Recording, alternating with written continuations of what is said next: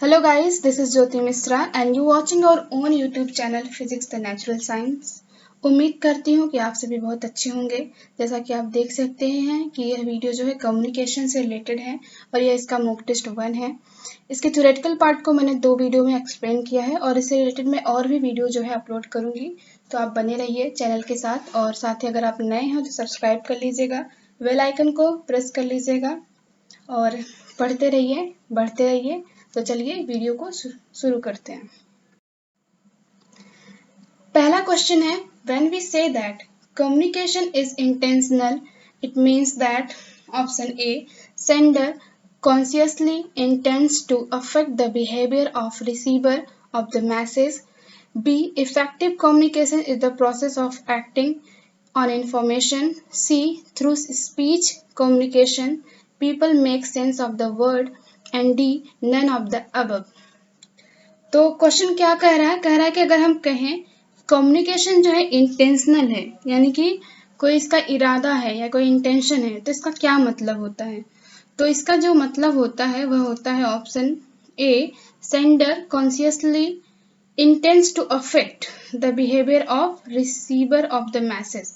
यानी कि जो इसका जो इंटेंशन होता है इस तरीके से, तो इसका इंटेंशन यह होता है कि सेंडर जो भी मैसेज सेंड करता है तो रिसीवर पे उसका क्या इफेक्ट पड़ता है, उसके बिहेवियर पे क्या इफेक्ट पड़ता है। तो इस सिचुएशन को अगर हम ऑब्जर्व करें तो इसको हम कहेंगे कम्युनिकेशन जो है इंटेंशनल है। इसके बाद नेक्स्ट क्वेश्चन है, communication is the transfer and understanding of. तो कम्युनिकेशन क्या है, ट्रांसफर है और अंडरस्टैंडिंग है, क्या है। तो ऑप्शन ए है ideas, option B concepts, option C meaning and option D words. तो इसका जो राइट आंसर है वह है ऑप्शन सी मीनिंग। यानी जो कम्युनिकेशन होती है उसको मीनिंगफुल होना चाहिए और जिसे समझा जा सके और ट्रांसफर किया जा सके। नेक्स्ट क्वेश्चन है, which of the following can be termed as the context of the communication. तो किस टर्म को जो है, किस ऑप्शन को यहाँ पे कॉन्टेक्स्ट ऑफ कम्युनिकेशन कहा जाएगा। आइए देखते हैं। ऑप्शन ए है interference with message reception, option B है इफेक्टिव कम्युनिकेशन, ऑप्शन सी है verbal and non verbal responses to messages, and option D a physical and psychological environment for conversation। तो इसका जो राइट आंसर है वह होगा option D, a physical and psychological environment for conversation। तो ये बहुत इंपॉर्टेंट है कम्युनिकेशन के लिए, इसलिए इसे जो है कहते हैं कॉन्टेक्स्ट ऑफ कम्युनिकेशन। यानी कि फिजिकल और साइकोलॉजिकल इन्वायरमेंट जो होता है वह कन्वर्सेशन को काफी इफेक्ट करता है, कन्वर्सेशन पे इसका काफी असर पड़ता है। इसके बाद नेक्स्ट क्वेश्चन है 4, which of the following is Berlo's linear model of communication. तो थ्योरेटिकल पार्ट में अगर मैं आगे मैं आपको जो है एक्सप्लेन करूंगी मॉडल ऑफ कम्युनिकेशन के बारे में, जिसमें जो है बहुत अलग अलग लोगों ने जो है अपने अपने मॉडल जो है प्रस्तुत किए थे। तो यहाँ पे देखते हैं बर्लूज लीनियर मॉडल कौन सा है। तो ये ऑप्शन ए है SMRC, option B SMCR, option C SRMC and option D SRCM। तो इसका जो राइट आंसर वह है SMCR। और इसका जो देखिए यहाँ पे ना S का मतलब होता है सोर्स और message, M for message, C for channel और R फॉर रिसीवर। और मैंने आपको बताया था जो है कि कम्युनिकेशन प्रोसेस में जो है ना सोर्स, चैनल और रिसीवर का बहुत ही इम्पोर्टेंट रोल है। तो यहाँ पे इन्होंने जो है ना मैसेज को और जोड़ दिया, तो इनका जो मॉडल कहलाया वह कहलाया MCR मॉडल। इसे याद रखिएगा, बहुत ही इम्पोर्टेंट क्वेश्चन है ये। अगला जो क्वेश्चन है वह है, who among the following has stated that people know each other and themselves only through communication. तो किसने इस बात को कहा कि लोग जो है एक दूसरे को जानते हैं सिर्फ और सिर्फ कम्युनिकेशन की वजह से या सिर्फ और सिर्फ बातचीत करने की वजह से। ये तो ऑप्शन है A George Herbert Mead, option B Mahatma Gandhi, option C Martin Luther King and option D none of the above. तो ये भी काफी इंपॉर्टेंट क्वेश्चन है, आइए देखते हैं इसका आंसर क्या होगा। इसका आंसर है George Herbert Mead. George Herbert Mead ने कहा था कि लोग जो है एक दूसरे को सिर्फ और सिर्फ कम्युनिकेशन की वजह से, उनके बीच में जो कम्युनिकेशन होता है उसकी वजह से एक दूसरे को जानते हैं। नेक्स्ट क्वेश्चन है the ability to communicate effectively. Option A depends on the education level, option B is a natural talent that cannot be learned, option C always depends upon the use of technology and option D can be learned। तो ability of communicate effectively जो है वह आसानी से सीखा जा सकता है। एजुकेशन पे तो डिपेंड करता है, ये बात आप कह सकते हैं, और नेचुरल टैलेंट तो नहीं होता है, आप जो है बहुत लोगों के पास होता है नेचुरल टैलेंट, और always depends on the use of technology, तो यह ऑप्शन जो है ये तो नहीं होगा क्योंकि हमेशा जो है टेक्नोलॉजी पे बेस्ड नहीं होता है। तो ये जो है इफेक्टिव कम्युनिकेशन जो है सीखा जा सकता है, इसे कोई भी सीख सकता है। तो इसका आंसर होगा option D can be learned. Question number 7. If it is assumed that communication has no beginning or end, then it is termed as option A mediation, option B process, option C interaction, option D transaction। तो देखते हैं question क्या कहता है। यहाँ पे question कह रहा है कि अगर हम यह मान लें कि कम्युनिकेशन का कोई ना तो अंत है ना शुरुआत है, तो इसे हम क्या समझेंगे, इसे हम क्या मानेंगे। तो इसका जो आंसर होगा वह होगा प्रोसेस, क्योंकि एक प्रोसेस है, इसका कोई बिगिनिंग और एंड नहीं है। नेक्स्ट क्वेश्चन है the essential components of communication are, यानी कम्युनिकेशन के जो इंपॉर्टेंट कंपोनेंट्स होते हैं वो क्या होते हैं। आइए देखते हैं। ऑप्शन ए है source, message, interference, channel, receiver, feedback and context. Option B sign, source, destination, interaction and correlation. Option C है science, symbols, understanding, communication and communicant.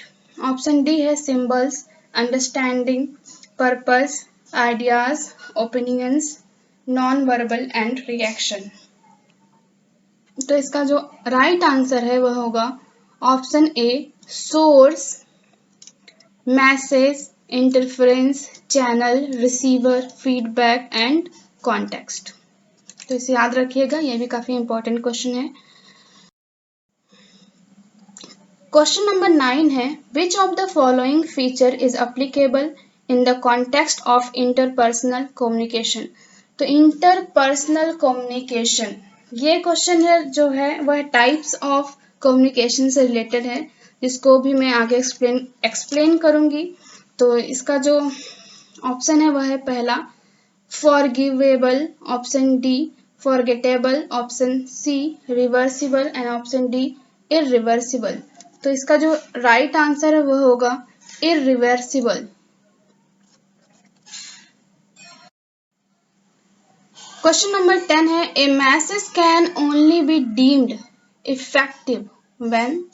Option A good communication skills are used, option B repeated back as proof of understanding, option C understood by receiver and produces the desired response, and option D delivered in interpersonal communication। तो कोई भी message जो है काफी effective हो सकता है जब यह जो है अंडरस्टूड हो by receiver and produces the desired response, यानी कि मैसेज जो है इफेक्टिव तभी होगा जब उसे रिसीवर द्वारा समझा जाए और उसके प्रति जो है कोई अच्छा या एकदम सही जो है रिस्पॉन्स दिया जाए।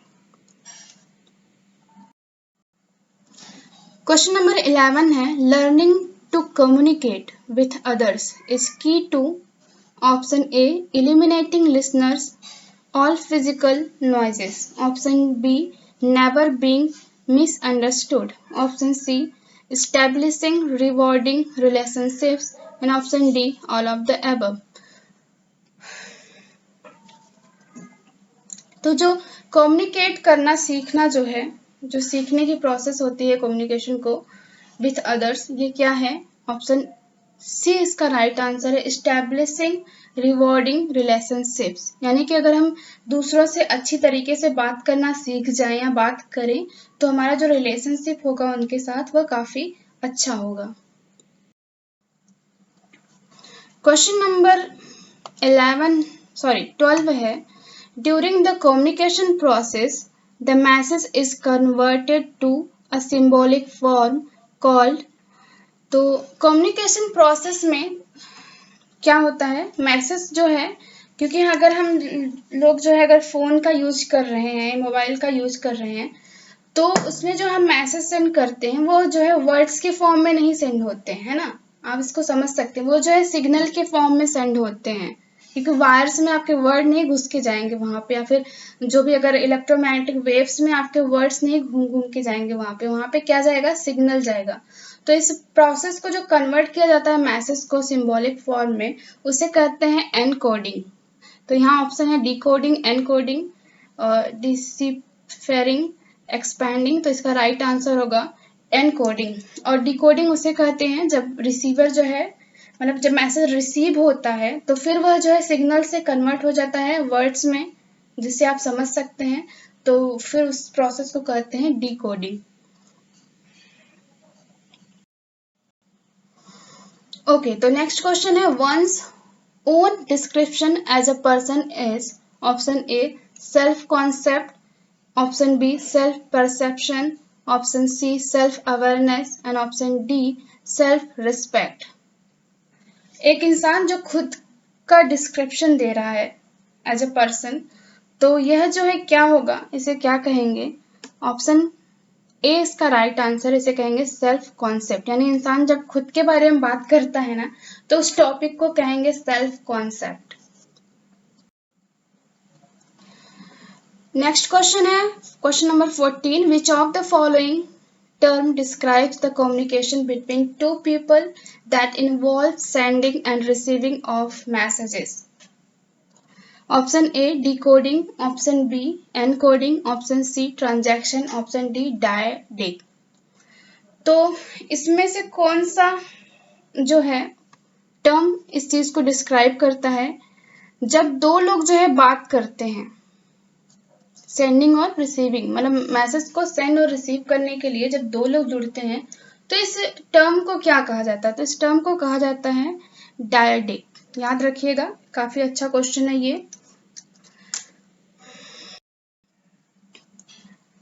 ओके, तो नेक्स्ट क्वेश्चन है question number 15, which of the following is the agency of effective communication.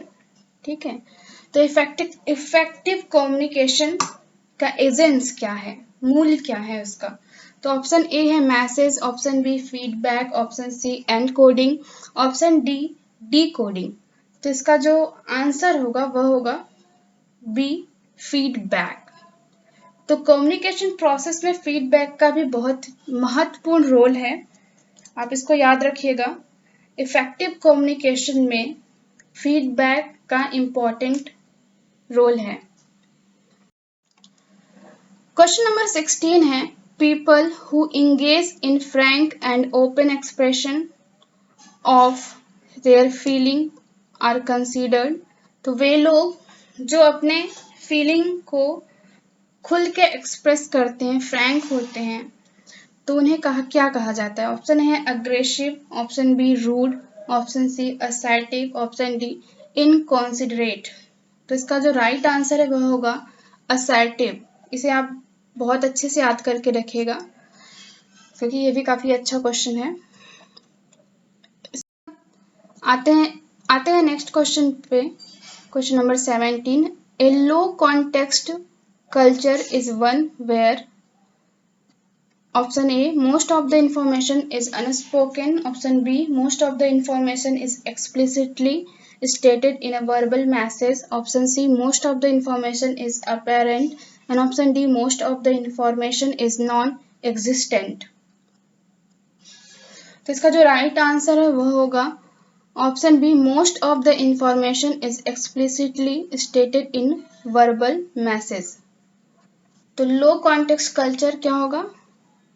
Most of the information is explicitly stated in a verbal message.